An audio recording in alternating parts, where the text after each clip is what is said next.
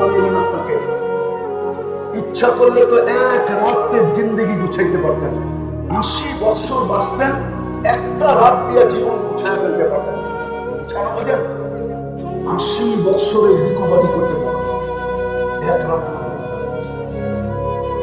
আল্লাহ যদি জিজ্ঞাসা করতো কি নিয়ে আসছিস, 80 বছর তো ছিলি, কি নিয়ে আসলি? ধ্যান ধ্যান এদিকে।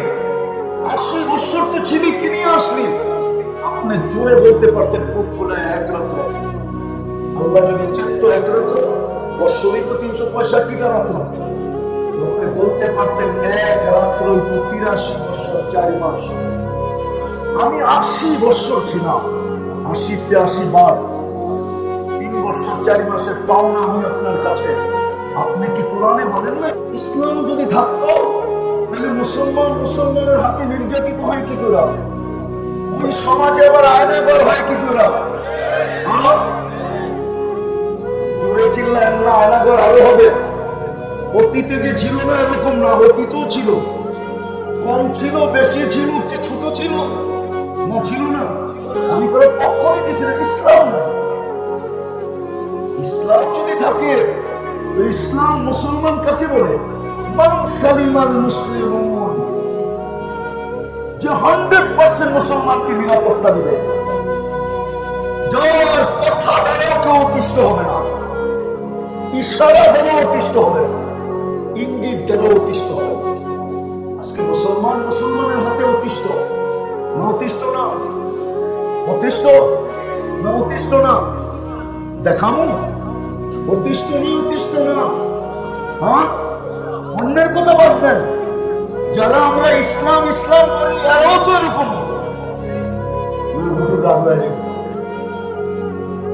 যারা আমরা ইসলাম ইসলাম করি ওরাও তো এরকম না, এরকম না।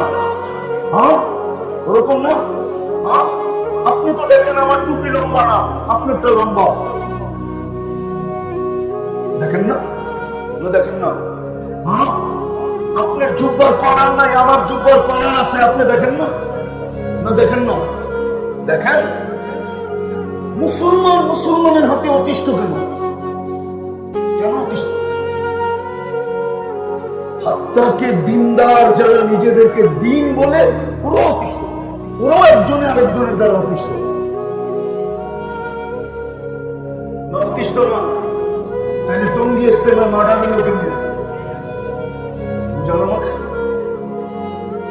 টঙ্গি ইস্তেমে মার্ডার হয় নাই, মাঠে হয় নাই, আপনারা শোনেন না?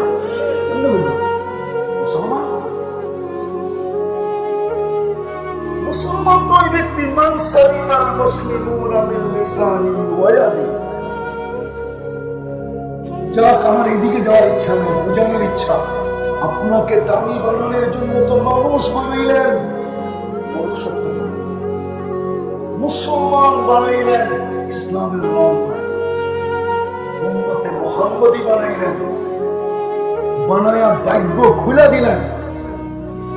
এমন খোলা খুললেন যে নবীরা পর্যন্ত উম্মত হওয়ার জন্য চোখের পানি জড়াইতেন না, জড়াইতেন না, জড়াইতেন না। তাহলে কিতাবে কেন আসলো মুসা আলাইহিস সালাম ফাত্তারাদাত তাওরাত, তাওরাত কিতাব সরায়া দিয়ে বলতেছে কুরআন বানায় না। বলছে কেন? পৃষ্ঠা উল্টাইতে দেরি, উম্মতে মুহাম্মাদের কাহিনী পাইতে দেরি করে না। তাওরাত উল্টাইলে উম্মতে মুহাম্মাদের কাহিনী। কোরআনও তো বলে মাসালুহুম ফিত তাওরাত। তো দরকারটা কি? উম্মতি বানায় দেন। নবীরা কেন চোখের পানি পড়ে? আদম আলাইহিস সালাম তো বলতেছেন যে আমি প্রথম মানুষ, প্রথম নবী, প্রথম রাসূল। একটা ভুল করলাম, 350 বছর কাটাইলাম।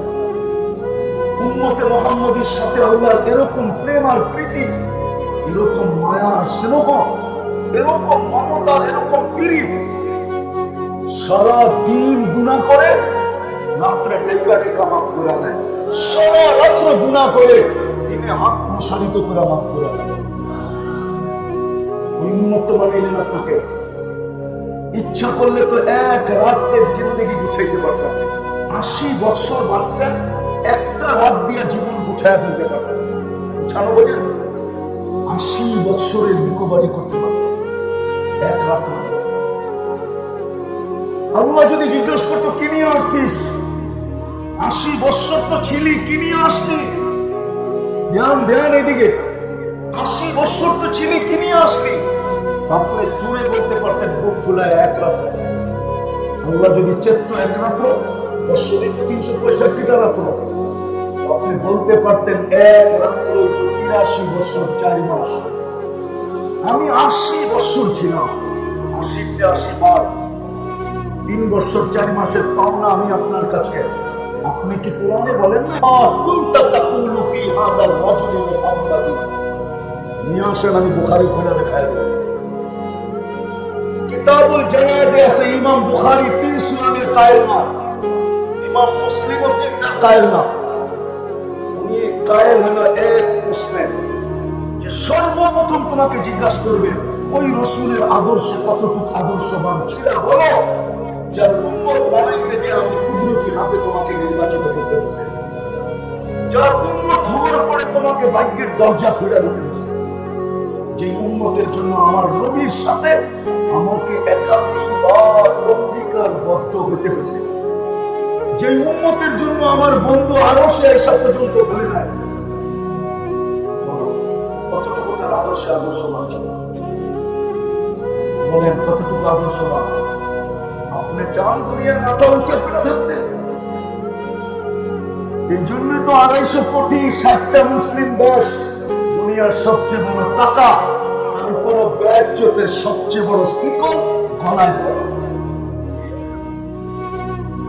কুকুরের জন্য 7 স্টার হোটেল আছে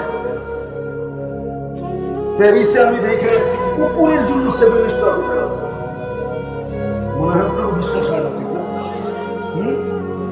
কুকুরের মালিক যখন বিদেশ যায় 7 স্টার হোটেলে কুকুর রেখে দেয়, 2 বেলা ওকে শ্যাম্পু দিয়ে গোসল করে, কুকুর সারাদিন বইয়া কার্টুন দেখে। বিশ্বাস হয় না? টাকা গুছানি দেন, 1 নম্বরে একটা দোকান আছে, কুকুরের বিস্কিট বিক্রি হয়, খাওয়া বিক্রি হয়। দেখেন 1 প্যাকেট বিস্কিটের দাম কত? ওই 1 প্যাকেট বিস্কিটের দাম নিয়ে আপনি মানুষের খাওয়ার বিস্কিট আপনার চরপেশন বাজার থেকে 1 কার্টুন কিনতে পারবেন, 1 কার্টুন। বিশ্বাস না হলে আপনার যে কিনা নিয়ে আসেন, গুলশান 1 নম্বরে আছে। অতটুক দামও আপনার আমার নাই। হ্যাঁ আমরা চিনি, আমি তো দুনিয়া ঘুরিয়ে বেরোই, শুধু নিউজিল্যান্ড বাকি আছে, 103টা দেখা শেষ। এই জন্যই তো আমি বলি আমি তেমন একটা মিডিয়া বিশ্বাসী না, আমি তো চোখে দেখায় বিশ্বাসী। কার দাম কতটুকু আমরা জানি, কোথায় গেলে কি দাম আমরা জানি। মাঝে মাঝে দেখা হয়, তো দেখাও হয় মাঝে মাঝে, তখন মুস্কি হাসি ছাড়া আমাদের কাছে আর কিছু থাকে না। দেখি আর মুস্কি হাসি, তো যেটা বুঝেই দিচ্ছি না, আপনাকে উম্মতে মুহাম্মদী বানাই না, এত বড় মর্যাদা দিল, আদর্শ কোথায়? চলেন এটাও বাদ দিলাম। আল্লাহ আপনাকে নিজের কালাম দিলেন, কালাম আপনাকে দামি বানানোর জন্য। মুসা আলাইহিস সালাম যদি কথা বলে দামি হইতে পারে কালিমুল্লাহ, আর আল্লাহ যদি স্বয়ং আপনার সাথে কথা বলে আপনি দামি হবেন, কত হবেন? এই মজমায় একজন নাই যারা কোরআন পড়তে জানে না, একজন নাই ডেলি কোরআনটাকে একবার চুমা দেয়। খুইলা দেখো তো দূরের কথা, হাত লাগাব তো দূরের কথা, একজন নাই কোরআনকে ডেলি একবার চুমা দেয়।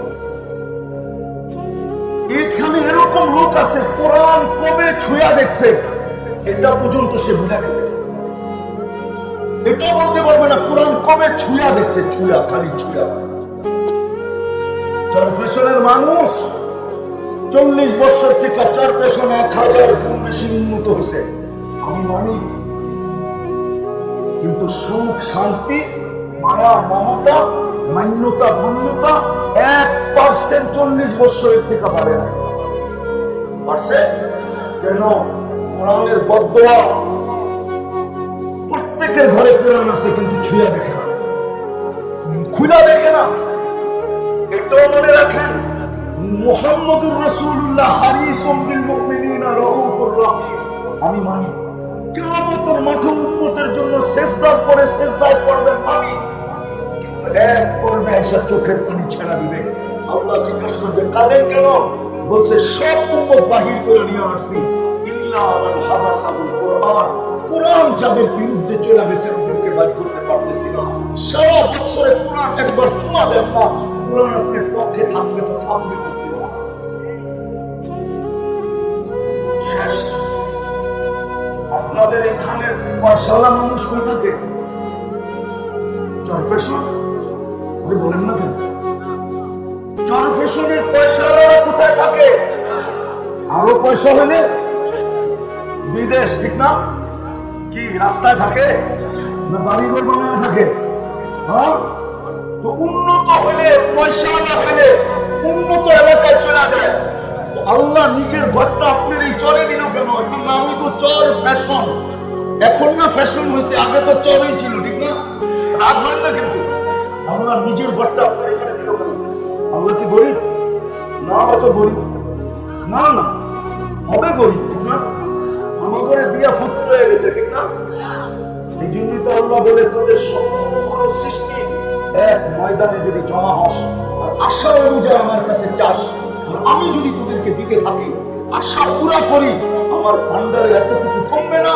কামা ইয়ানকুসুল বাহরু ইদা উদখিলাল মিকয়াল ফি, সমুদ্রের ভিতরে সুর ডুবায়া বাহির করলে মাথায় লেগা যতটুকু পানি সমুদ্রের থেকে আসবে আর এতটুকু সমুদ্রে কমই হবে, আমার ভান্ডারে এতটুকু কমবে না। তুমি ঘরটা কেন দিল আপনার বাড়ির দরকার? কেন দিল চরে? কেন দিল বস্তিতে? কেন দিল গ্রামে? কেন দিল পাহাড়ের চূড়ায়? আপনাকে দামি বানানোর জন্য দিছিল, যে আপনি যেন 2 কদম দিয়ে দামি হতে পারেন। 90 ভাগ নামাজ পড়ে। চর তো ফ্যাশনওয়ালা হইল বটে, তারপরে 90 ভাগ নামাজ পড়ে। তা ভুল বললাম? পরে 90 ভাগ নামাজ, অথচ 2 কদম দিয়ে তো দামি হতে পারে। আমি হাদিস দিয়ে শেষ করতেছি। আল্লাহ তো বলে আমার ঘরে যাকে বেশি বেশি আসতে দেখো, তোমরা ওরে ইমানদারের সার্টিফিকেট দিয়ে দিও। আল্লাহ আমরা ইমানদারের সার্টিফিকেট দিলে কি লাভ হবে? আল্লাহ বলে তোমরা সার্টিফিকেট দিতে দেরি, আমি জান্নাত লেখা দিতে দেরি করবো। কেননা আমার জান্নাতের গেটে লেখাই আছে লা ইয়াদখুলু